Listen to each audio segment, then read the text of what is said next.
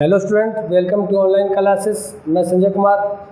हम जो राजनीति विज्ञान का टॉपिक कर रहे थे भारतीय संविधान में अधिकार, देखो इसको हम आगे कंटिन्यू करते हैं। और भारतीय संविधान के अधिकार के बारे में आपको बता चुका हूँ, मानव अधिकार के बारे में आपको बता चुका हूँ, मैं मौलिक अधिकार के बारे में बता चुका हूँ, और जितने भी 6 प्रकार के हमारे वर्तमान में मौलिक अधिकार में दिए गए हैं उनके बारे में बता चुका हूँ। और मौलिक अधिकार में जो मोस्ट इंपॉर्टेंट आपका अधिकार है वो है संवैधानिक विचारों का अधिकार, जो 6 नंबर का था, उसको भी हमने बढ़िया तरीके से किया था। और वो आर्टिकल 32 में है। उसमें जो 5 प्रकार की रीत थी, बंदी प्रत्यक्षीकरण, परमादेश, और जो आपका प्रतिषेध लेख था, उसके बाद उत्प्रेषण था, और अधिकार पर्चा थी। उन 5 प्रकार की रीत को भी हमने बढ़िया तरीके से कंप्लीट किया है, क्योंकि ये क्या करता है, हमारे जितने भी अधिकार है उनकी सुरक्षा करता है आर्टिकल 32। इसके लिए मैं आपको एक छोटा स्टेटमेंट देता हूँ। देखो, डॉक्टर भीमराव अम्बेडकर थे। अम्बेडकर जी ने ये कहा था कि अगर मेरे से ये पूछा जाए भी इन मौलिक अधिकारों में या पूरे संविधान की बात करूँ मैं, पूरे संविधान में ऐसा कौन सा उपबंध है जो सबसे ज़्यादा महत्वपूर्ण है, पूरे संविधान में कौन सा उपबंध है जो सबसे ज़्यादा महत्वपूर्ण है, तो अम्बेडकर जी ने कहा था कि मेरा आंसर ये होगा आर्टिकल 32। यानी संवैधानिक उपचारों का अधिकार है वो सबसे ज़्यादा महत्वपूर्ण आर्टिकल है। सबसे ज़्यादा महत्वपूर्ण उपबंध क्या किया था, संविधान में जोड़ा गया था। इसी का ध्यान रखना, आर्टिकल 32 को जो पंडित जो अपने डॉक्टर भीमराव अम्बेडकर जी है, उन्होंने इसको संविधान की आत्मा या हृदय भी कहा है, ये ध्यान रखना बात। यानी आर्टिकल 32 संवैधानिक विचारों का अधिकार इतना ज़्यादा इम्पोर्टेंट है, इसी कारण भीमराव अम्बेडकर जी ने इसको अधिकार को, संवैधानिक विचारों के अधिकार को संविधान का हृदय या आत्मा भी उपमा दी है। ठीक है, ये चीज़ हम टोटल कर चुके थे। अब बात करते हैं कि हमारे जो अधिकार हमें दिए हैं, उन अधिकारों की सुरक्षा, जो मानव अधिकार है उनकी सुरक्षा कैसे होती है, कौन उसकी सुरक्षा करती है। वैसे बहुत ही इंटरनेशनल स्तर पर, नेशनल स्तर पर बहुत सी संस्थाएं बन चुकी है जो हमारे अधिकारों की निगरानी रखती है, हमारे अधिकारों की सुरक्षा करती है। ठीक है, तो इसी आधार पर एक जो हमारी संस्था है वो है मानवाधिकार, राष्ट्रीय मानवाधिकार आयोग। देखो, एक ये संस्था बनाई गई थी जो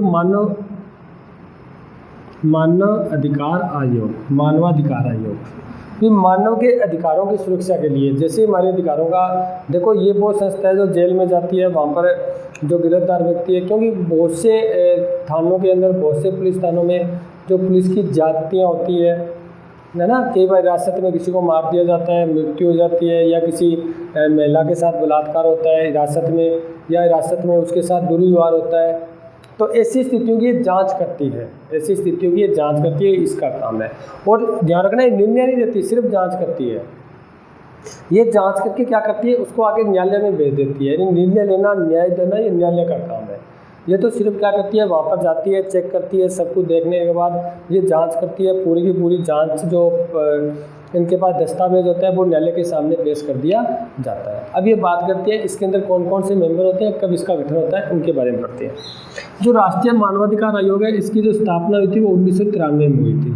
कब हुई थी? इसकी स्थापना 1993 में की गई थी, राष्ट्रीय मानवाधिकार आयोग की। इसके अंदर जो सदस्य होते हैं, इनके सदस्यों की बात करते हैं। देखो, इसके अंदर सदस्य, एक तो सुप्रीम कोर्ट का पूर्व मुख्य न्यायाधीश इसके अंदर होता है, मुख्य न्यायाधीश। यानी राष्ट्रीय मानवाधिकार आयोग में जो सदस्य होता है उसके अंदर एक सुप्रीम कोर्ट का मुख्य न्यायाधीश रखा जाता है, जो पूर्व होता है, वर्तमान का नहीं, जो पहले मुख्य न्यायाधीश रह चुका है उस व्यक्ति को उसका एक सदस्य बना दिया जाता है। दूसरी बात करें हम, एक इसमें कोई भी हाई कोर्ट, कोई भी, यानी देखो सुप्रीम कोर्ट तो एक ही है, लेकिन हाई कोर्ट तो बहुत होती है ना, राज्यों में होती है हाई कोर्ट। तो कोई भी राज्य की हाई कोर्ट, किसी भी राज्य का कोई भी हाई कोर्ट होता है, कोई भी हाई कोर्ट का एक पूर्व मुख्य न्यायाधीश होता है। एक तो सुप्रीम कोर्ट का पूर्व मुख्य न्यायाधीश इसका सदस्य होता है, एक को जितनी हाई कोर्ट हमारे देश के अंदर उनका कोई भी मुख्य न्यायाधीश होता है, पूर्व मुख्य न्यायाधीश उसमें शामिल होता है। उसके बाद इसके अंदर 2 मेंबर ऐसे होते हैं, 2 सदस्य ऐसे होते हैं जिनको मानवाधिकार का पूर्ण ज्ञान होता है, पूर्ण ज्ञान होता है, या पूर्ण जानकारी होती है, या पूर्ण व्यवहारिक ज्ञान होता है भी ध्यान। और इसके अंदर कुछ और सदस्य भी होते हैं, यानी इसके अंदर ये इन लोगों से मिलाकर क्या होता है, एक संगठन बनाया जाता है, इसका नाम है राष्ट्रीय मानवाधिकार आयोग। इसकी स्थापना 1993 में हुई थी। इसके अंदर एक होता है सुप्रीम कोर्ट का मुख्य न्यायाधीश, एक कोई भी हाई कोर्ट का एक पूर्व मुख्य न्यायाधीश, उसके बाद 2 मेंबर, 2 सदस्य ऐसे होते हैं जिनको मानवाधिकार का पूर्ण ज्ञान होता है, व्यवहारिक ज्ञान, पूरा एक्सपीरियंस होता है उनको पता होता है मानवाधिकार क्या होते हैं और कैसे व्यक्तियों को प्राप्त होते हैं, यानी पूर्ण रूप से उनको जानकारी होती है। उन 2 सदस्यों को भी क्या है इसके अंदर रखा जाता है। ठीक है, अब बात करिए राष्ट्रीय मानवाधिकार आयोग करता क्या है। देखो ये जेल में जो हिरासत में है उनकी, ये कभी भी जाके उनसे मिल सकता है, इनकी हालत देख सकता है। आपने अभी मैंने आपको बताया था और आप वैसे ही न्यूज़पेपर में पढ़ते हो, फिल्मों वगैरह में देखते हो, जैसे पुलिस थानों में किसी को मार दिया जाता है, यानी हिरासत के दौरान मृत्यु हो जाती है, या हिरासत के दौरान उसके साथ मारपीट की जाती है, यानी हमारे जैसे मान लो मेरे को हिरासत में लिया गया है, मेरे साथ मारपीट की जाती है, मेरे सिर पे कोई जख्म होता है या मेरे कोई अंग को क्षति पहुंचाई जाती है, या हिरासत के दौरान महिलाओं के साथ दुर्व्यवहार होता है, उनके साथ बलात्कार किया जाता है। ऐसी स्थिति के अंदर, ये फिल्मों में देखते हो आप, न्यूज़पेपर में देखते हो, ऐसी स्थिति आ सकती है मान नंबर। ऐसी स्थिति की क्या करता है, जांच करता है, और ये जांच करके ध्यान रखना, इसको निर्णय देने की अनुमति अधिकार नहीं है इसके पास, ये न्याय नहीं दे सकता, ये तो सिर्फ जांच करके वो क्या कर सकता है, न्यायालय के सामने पेश कर सकता है, यानी पूरी जांच करता है उस मामले की, और जांच करके वो न्यायालय के सामने पेश कर देता है, न्यायालय उसके आधार पर क्या कर देता है, न्याय प्रदान कर देता है। ये है राष्ट्रीय मानवाधिकार आयोग। ऐसी बहुत सी संस्थाएं बनी हुई है अंतर्राष्ट्रीय स्तर पर, राष्ट्रीय स्तर पर, जो हमारे अधिकारों की सुरक्षा करती है। ठीक है, उसके बाद हम नेक्स्ट बढ़ते हैं। जैसे मान लो अगर इसकी हम बात करें राष्ट्रीय मानवाधिकार आयोग की, इनकी अगर हम कामयाबी बात करें तो इसकी मेन कामयाबी थी, पंजाब में कुछ युवकों का गायब हो चुके थे, ये हुआ था, घटना हुई थी हमारे यहाँ पर। ये तो गुजरात दंगे हुए थे, गुजरात दंगों की जांच भी उन्होंने की थी, क्योंकि गुजरात दंगों के दौरान बहुत से मानवाधिकारों का हनन हुआ था, बहुत से मानव के अधिकारों को छीना गया था, उनको मतलब दबाया गया था। उसकी जांच भी राष्ट्रीय मानवाधिकार आयोग ने की थी। उसके बाद पंजाब में बहुत से युवक गायब हो रहे थे, उसकी जांच भी किसने की थी, राष्ट्रीय मानवाधिकार आयोग ने की थी, क्योंकि उन्हें युवकों के साथ दुर्व्यवहार किया जाता था, बुरा व्यवहार किया जाता था, उनका क्रय विक्रय किया जाता था, उनकी पूरी जांच करने वाले यही थे राष्ट्रीय मानवाधिकार आयोग। ठीक है, उसके बाद नेक्स्ट बढ़ते हैं। देखो हमने अधिकारों के बारे में पढ़ लिया है कंप्लीट, क्या अधिकार होते हैं, और एक व्यक्ति के लिए अधिकार बहुत महत्वपूर्ण होते हैं। अब हम बात करते हैं आपके सिलेबस के दौरान। देखो आपके सिलेबस में टोटल 6 अधिकार दिए गए हैं, लेकिन उनको एक उदाहरण के द्वारा बताया गया है। जैसे मैं सबसे पहले बताता हूँ समानता का अधिकार। देखो एक परिवार के अंदर की बात कही गई है, यानी परिवार के अंदर सभी को समानता का अधिकार होता है, किसी के साथ भेदभाव नहीं किया जाता। अगर भेदभाव करेंगे तो क्या परिवार वाले वो नियम फॉलो कर लेंगे, क्या नहीं कर पाएंगे। जैसे मैं मानता हूँ हम दो भाई हैं, अगर मेरे पर ज़्यादा काम का लोड दिया जाता है, उनको काम नहीं करवाया जाता, तो मैं जब भी बगावत कर लूँगा, मैं को उससे क्यों नहीं करवा रहे। और आप देखते हैं छोटे बच्चे ऐसे कहते हैं, वो टीवी देख रही है, वो मोबाइल देख रही है, उसको आप काम का कह ही नहीं रहे, मेरे को काम का कह रहे हो। ठीक है, उनको इतने अधिकार दे रखे हैं, वो टीवी देख सकती है, कोई मतलब मोबाइल भी देख सकती है, मेरे को आप मोबाइल छूने नहीं देते, टीवी देखने नहीं देते। ये सब क्या है, ये तब पैदा होता है जब समान नहीं होता, यानी जब भेदभाव किया जाता है, असमानता की जाती है। स्वतंत्रता पर ये लेके चले हम, जब एक को ज़्यादा स्वतंत्रता दी जाती है, एक को स्वतंत्रता नहीं दी जाती, ऐसी स्थिति में क्या होते हैं, दंगे होते हैं, एक दूसरे पर क्या होता है, मतलब आरोप लगाए जाते हैं, या हम कह सकते हैं एक बगावत की स्थिति पैदा हो जाती है, क्योंकि एक व्यक्ति को बहुत ज़्यादा स्वतंत्रता है, एक को बिल्कुल ही नहीं है, तो ये भी स्थिति भेदभावपूर्ण है। और ऐसी स्थिति के अंदर भी क्या होता है, हमारे जो कानून है, संविधान है, वो नहीं चल पाता। ठीक है, हम बात करें शोषण के विरुद्ध के अधिकार की। देखो जब एक व्यक्ति का बहुत ज़्यादा शोषण हो रहा है, बहुत ज़्यादा उससे काम करवाया जा रहा है, एक व्यक्ति को बिल्कुल ही छूट दे रखी है, यानी वो उसका शोषण करता है, वो कुछ भी काम नहीं करता, ऐसी स्थिति में भी क्या होता है, बगावत होती है, और संविधान जो कानून है उसका हम फॉलो नहीं करते। देखो आप देख लो, ऐसा कोई कानून जो समान नहीं होता, एक के लिए तो वो एक के लिए बनाया जाता है, दूसरे के लिए नहीं बनाया जाता, क्या उस कानून को हम फॉलो कर लेंगे? कभी नहीं कर पाएंगे। हम किसी भी कानून को इसलिए मानते हैं क्योंकि हम उस पर विश्वास करते हैं। क्या विश्वास? भाई ये कानून है वो समानता लाता है, चाहे वो अमीर है, चाहे वो गरीब है, किसी धर्म का है, किसी जाति का है, सबके लिए समान है। तब जाके हम इस नियम को एक बढ़िया एक विश्वास करते हैं, उसको क्या करते हैं, फॉलो करते हैं, उसके अकॉर्डिंग चलते हैं। ठीक है, कानून के अनुसार चलते हैं। ये हमारे परिवार में होता है, ये पूरे देश में होता है। हम कहते हैं धार्मिक स्वतंत्रता का, ये भी हमें अधिकार दिया गया है। हम कहते हैं अल्पसंख्यकों का, ये भी अधिकार दिया गया है, शिक्षा, संस्कृति और शिक्षा का। और लास्ट है संवैधानिक उपचारों का अधिकार। इसी के आधार पर मैं एक और बता देता हूँ। देखो आर्टिकल 16 में आपने ये पढ़ा था अवसर की समानता, अवसर की समानता। इसमें तो क्या है, सबको अवसर समान दिया गया है, चाहे वो किसी जाति का हो, धर्म का हो, भाषा का हो। लेकिन इसके अंदर एक बात और कही गई है, मैंने आपको उदाहरण दिया था, एक बार होता है। तो मान लेते हैं मेरा एक पैर नहीं है, सिर्फ एक पैर है, एक पैर में नहीं चल पाता, एक दूसरा पैर काम नहीं करता। एक आप हो जिसके आपके दोनों पैर काम करते हैं, और दोनों कह दो जी आप दौड़ लगाओ, जो पहले निकलेगा वो जॉब लग जाएगा, यानी दोनों को अवसर समान है। क्या ये न्याय है? क्या ये तो अन्याय है। तो आप तो दौड़ सकते हो, मैं दौड़ ही नहीं, चल ही नहीं सकता, दौड़ कहाँ से लूँगा। ऐसी स्थिति में राज्य क्या करता है, आर्टिकल 16(4) के तहत आरक्षण की व्यवस्था करता है। अब बहुत लोग ऐसे होते हैं जो कहते हैं कि आरक्षण है वो एक भेदभावपूर्ण है, कुछ लोगों को तो कम मार्क्स के अंदर ही जॉब लग रही है, कुछ को नहीं लग रही। लेकिन ये भेदभाव नहीं है, इससे समानता का उल्लंघन नहीं होता। इससे तो वो होता है जो असहाय व्यक्ति है, जो हैंडीकैप्ड है, जिनका विकास नहीं हुआ, निम्न जाति का है, जो अल्पसंख्यक, जो पिछड़े हुए हैं, उनको विकास करने के लिए, उनको आगे बढ़ाने के लिए आरक्षण की व्यवस्था की गई है।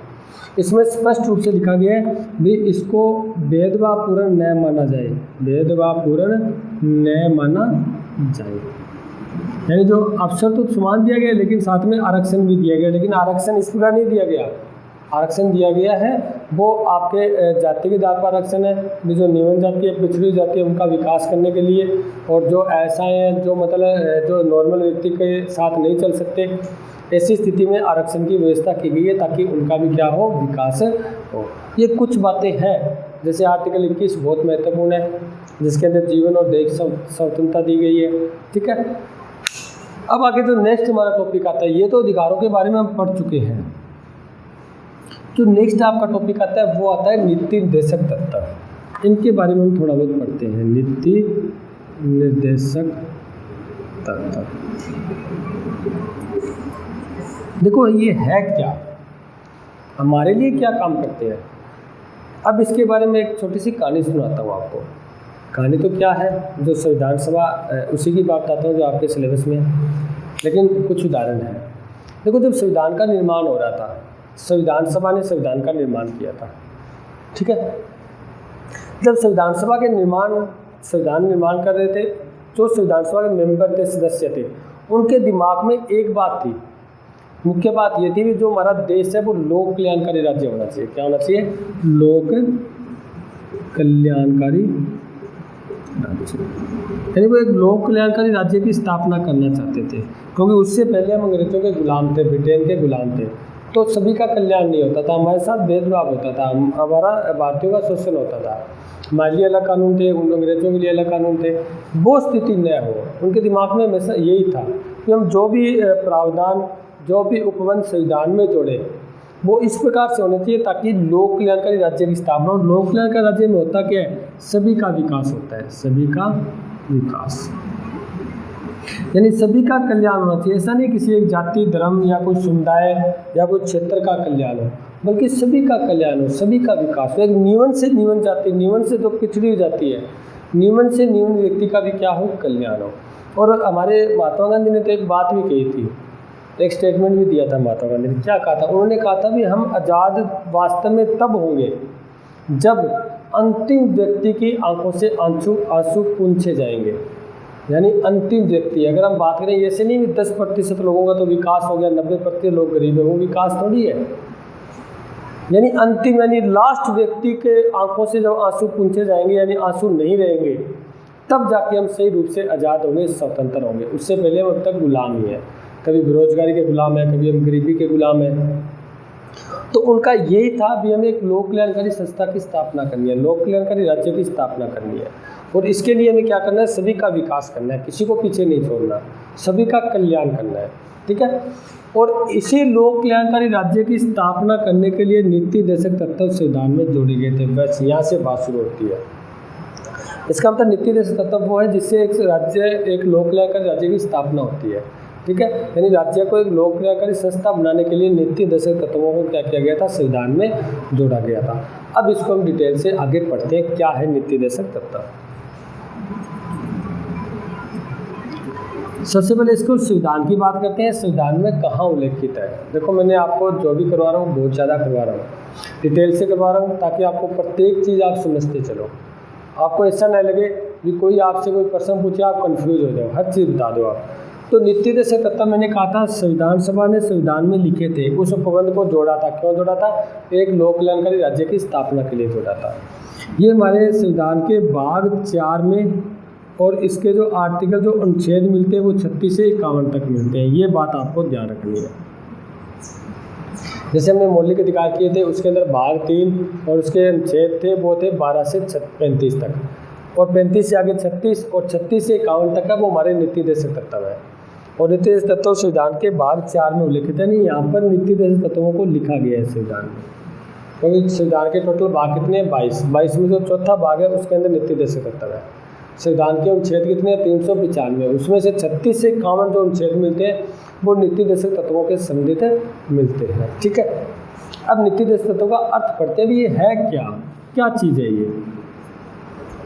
तो ध्यान से देखो, जो नीति देशक तत्व होते हैं ना वो राज्य के लिए एक पथ प्रदर्शक होते हैं। मैं एक सिंपल सी लाइन लिखता हूँ, राज्य के लिए पथ प्रदर्शक। एक सिंपल सी लाइन और लिख देता हूँ मैं, ये राज्य के लिए आचार संहिता का काम करते हैं। आचार संहिता का काम करते हैं। आपने आचार संहिता के बारे में सुना होगा, इलेक्शन होते हैं ना, उसमें आचार संहिता लगती है। उसके दौरान आप ये नहीं कर सकते, ये नहीं कर सकते, क्या करना है क्या नहीं करना, वो भी काम क्या है, ये नीति देशक तत्व सरकार को बताती है। यानी सरकार को बताती है कि आपको क्या करना है क्या नहीं करना। ठीक है, ये आपको वो काम करना है जिससे लोगों का कल्याण हो। आपको ऐसे कानूनों का निर्माण करना है, आपको ऐसी योजनाएं बनानी है जिससे सभी का कल्याण हो, संपूर्ण विकास हो, आर्थिक, सामाजिक, राजनीतिक, धार्मिक, टोटल जितना विकास आपकी बात करते हो सभी का विकास होना चाहिए। ऐसे कानूनों का निर्माण करना है, आपको ऐसे योजनाएं बनानी है, सबको रोजगार मिले, सब गरीबी दूर हो। यानी इस प्रकार से आपको कार्य करना है ताकि सभी का कल्याण हो, स्वास्थ्य का विकास हो, आर्थिक विकास हो, सामाजिक विकास हो, राजनीतिक विकास हो। ठीक है, यानी टोटल प्रकार से हमारा क्या होना चाहिए? विकास होना चाहिए। ऐसे कानूनों का निर्माण राज्य को करना है। इसका मतलब राज्य के लिए एक आचार संहिता काम करती है। राज्य का एक पथ प्रदर्शक है ये, यानी आप कह सकते हो सरकार के लिए, क्योंकि इसके अंदर ये दिया गया है कि लोगों का कल्याण करना है। लोगों का कल्याण करने के लिए सरकार योजनाएं बनाती है, सरकार लोगों को रोजगार देती है, सरकार गरीबी दूर करती है, लोगों को शिक्षित करती है। किस लिए करती है? देखो, अब 2 रुपये किलो गेहूँ दिया जाए, कोरोना का टाइम चल रहा है, उसके दौरान फ्री में गेहूँ दी जा रही है और भी बहुत से खातों में पैसे आ रहे हैं। ऐसा सरकार क्यों कर रही है? ताकि लोगों का कल्याण हो, लोग कोई भी ऐसा ना हो, बंदा ऐसा ना हो जो भूखा रहे। यानी सभी का विकास होना चाहिए, सबको गेहूँ मिलनी चाहिए, सबको भोजन प्राप्त होना चाहिए, सबको स्वच्छ पानी मिलना चाहिए, ताकि उनका जो पोषण तत्व है वो कंप्लीट रहे। ठीक है, ऐसी स्थिति में राज्य पथ प्रदर्शक होता है। क्यों? क्योंकि राज्य अगर इसके अनुसार नहीं चलता, नीति देशक तत्वों के अनुसार नहीं चलते, इसका मतलब सरकार हमें रोजगार नहीं देती, सरकार हमें ऐसा है जैसे कोई बेरोजगारी भत्ता दे रही है, वृद्धावस्था पेंशन दे रही है, वो नहीं दे रही, सरकार बंद कर देती है, तो क्या 5 साल के बाद उस सरकार को हम वोट देंगे? कभी नहीं देंगे। अगर सरकार फिर से आना चाहती है, सत्ता में फिर से आना चाहती है, तो उसको इसके अनुसार चलना ही पड़ेगा, नीति देशक तत्वों के अनुसार चलना ही पड़ेगा। अगर वो ऐसा करेगी, हमारे लिए योजना बनाएगी, रोजगार देगी, वैकेंसियाँ निकालेगी, और भी हमारे स्वास्थ्य से संबंधित है, हमें अच्छी सड़कें बनाकर देगी, यानी अगर वो हमारे लिए कल्याण का, विकास का काम करेगी, तभी जाके हम 5 साल के बाद उस पर विश्वास करेंगे, उसकी फिर से हम उसको सत्ता में लेके आएंगे। इसका मतलब इसके पीछे जो शक्ति होती है वो जनमत की शक्ति होती है। आप ये भी ध्यान रखना, किसकी शक्ति होती है? जनमत की शक्ति, जनता की शक्ति होती है। और आपको बताता हूँ, सिर्फ जनमत की शक्ति होती है, ये न्यायिक नहीं होते, न्यायिक नहीं होते। यानी इसका मतलब कह सकते हो बाध्यकारी नहीं होते, बाध्यकारी नहीं होते। ये बात आप पक्का ध्यान रखना।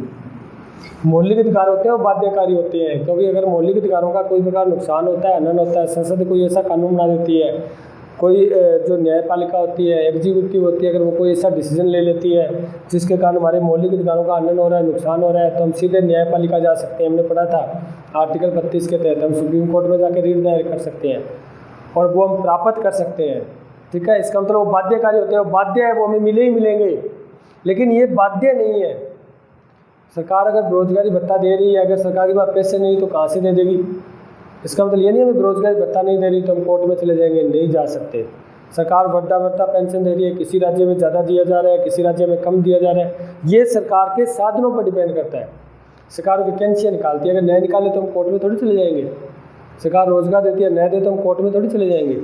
इसका मतलब ये सिर्फ एक जनमत की शक्ति है, जनता का व्यय होता है उनको, इसलिए सरकार ऐसा काम करती है, योजनाएं बनाती है, रोजगार देती है। क्यों? सरकार को पता होता है यदि मैं ये काम नहीं करूँगा तो 5 साल के बाद जनमत मेरे को नहीं मिलेगा, यानी जनता मेरे को वोट नहीं देगी। जनमत की शक्ति से ये क्या करते हैं, काम करते हैं। वैसे ये कोर्ट से बाध्यकारी नहीं होते, बहुत मोस्ट इम्पोर्टेंट है, ध्यान रखना। कोर्ट में ये बाध्यकारी नहीं होते, यानी आप कोर्ट में नहीं जा सकते इनको प्राप्त करने के लिए। ये तो सिर्फ और सिर्फ सरकार जनमत की शक्ति यानी जनता के व्यय से ही क्या करती है, काम करती है, क्योंकि उनको 5 साल के बाद फिर वोट की आवश्यकता होती है। इसी का लिए सरकार के लिए क्या होती है, पथ प्रदर्शक का काम करती है। भी सरकार को क्या करना चाहिए जिससे लोगों का कल्याण हो, सरकार को कौन सा कानून बनाना चाहिए जिससे लोगों का विकास और कल्याण हो, ये होते हैं हमारे नीति देशक तत्व। ठीक है, अब इनके बारे में पढ़ते हैं कौन कौन से नीति देशक तत्व होते हैं। देखो, जो नीति देशक तत्व होते हैं ना, वो कुछ आर्थिक कल्याण से संबंधित भी होते हैं। आर्थिक कल्याण, आर्थिक कल्याण कैसे, आपको वैसे मैं बता देता हूँ, इतना डिटेल से जाने जरूरत नहीं, उतना आपके सिलेबस में नहीं है। जैसे आर्थिक कल्याण की बात होती है, समान कार्य के लिए समान वेतन, ये आर्थिक कल्याण है। ऐसा नहीं केवल जैसे महिला और पुरुष एक ही पद पर काम कर रहे हैं, एक ही पोस्ट पर काम कर रहे हैं, उसमें पुरुष को तो ज़्यादा दिया जा रहा है और महिलाओं को कम तनख्वाह दी जा रही है, ये गलत है, ये अन्याय है। इसलिए सरकार ने कानून बना रखा है कि समान कार्य के लिए समान वेतन दिया जाएगा। ठीक है, इससे जनता का आर्थिक विकास होता है। सरकार कहती है धन का विकेंद्रीकरण नहीं होना, केंद्रीकरण नहीं होना चाहिए। इसका मतलब पैसा या धन एक के पास इकट्ठा नहीं होना चाहिए। अगर एक के पास इकट्ठा हो गया तो बाकियों को कुछ मिलेगा ही नहीं, आर्थिक कल्याण होगा कैसे, यानी ये केंद्रीकरण को रोकता है। सरकार धन का विकेंद्रीकरण ऐसा करना चाहती है ताकि पूरे समाज का विकास हो, एक व्यक्ति का नहीं, पूरे समाज का विकास हो, पूरे समाज का कल्याण हो। इस प्रकार का विकेंद्रीकरण आप कह सकते हो, तो इसमें लाइन में लिख ही देता हूँ। समान कार्य के लिए समान वेतन,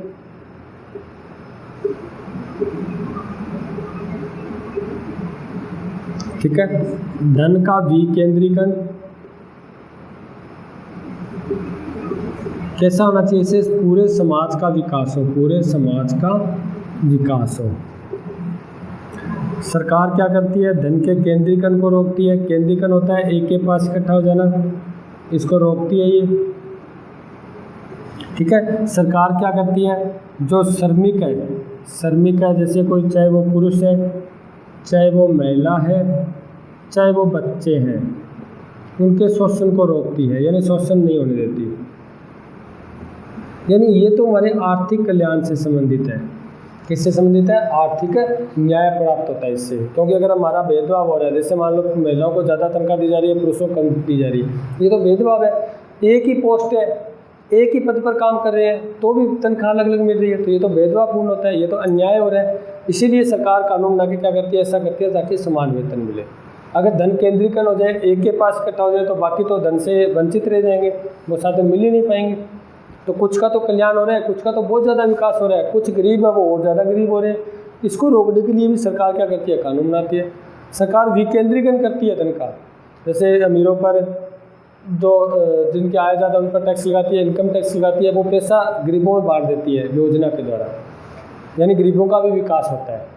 ठीक है, उसके बाद हम बात करें, सरकार मानवोचित के आधार पर जैसी दशा है उसके आधार पर भी सरकार कुछ करती है। जैसे मान लेते हैं प्रसूतावस्था है, प्रसूता अवस्था है, जैसे कोई लेडीज है, उसके मान लो बच्चा होने वाला है, मतलब प्रेग्नेंट है वो, तो ऐसी स्थिति में भी सरकार क्या करती है, उसको अवकाश देती है ना।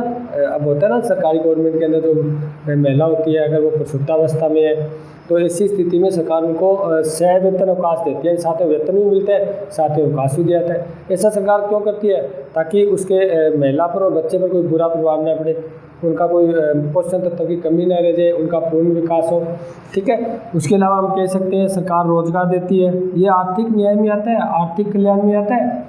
आर्थिक कल्याण से संबंधित जो हमारी नीति दे सकता है उसी में आता है। सरकार रोजगार देती है, जैसे सरकार ने नरेगा वगैरह चला रखी है। सरकार हमें वृद्धावस्था पेंशन देती है, ये इसलिए देती है, सरकार बेरोजगारी भत्ता देती है। उसके बाद भी सरकार बहुत सी ऐसा है जो अपंग है, जो हैंडीकेप्ड है, उनको सहायता देती है, जो खुद काम नहीं कर सकते। ठीक है, सरकार 2 रुपये किलो गेहूँ देती है गरीबों को। ये किस लिए देती है, कि ऐसा क्यों करती है सरकार? ताकि सभी का आर्थिक कल्याण हो। जो गरीब से गरीब व्यक्ति होता है, जो अपना काम नहीं चला सकता, वो सरकार इसके लिए नरेगा चला के, जैसे नरेगा अधिनियम 2005 में बना था। तो नरेगा अधिनियम बना था ना, वो 2005 में बना था। इसके तहत सरकार क्या दे रही है, लोगों को रोजगार दे रही है, लोगों को काम दे रही है, ताकि वो क्या करे, काम प्राप्त करे और अब धन के द्वारा विकेंद्रीकरण हो, पैसा गरीबों में बटे और उनका भी क्या हो, विकास हो। ये सरकार किस लिए कर रही है? ये सरकार कर रही है आर्थिक कल्याण के लिए। किस लिए कर रही है? आर्थिक कल्याण के लिए। उसके बाद नेक्स्ट बात करें हम, ये तो कुछ आर्थिक कल्याण से संबंधित बातें होगी, सरकार ऐसा करती है। अगर मान लो सरकार ऐसा न करे, भेदभाव करे, सरकार रोजगार न दे, तो क्या जनता उनको वोट दे देगी? क्या नहीं देगी।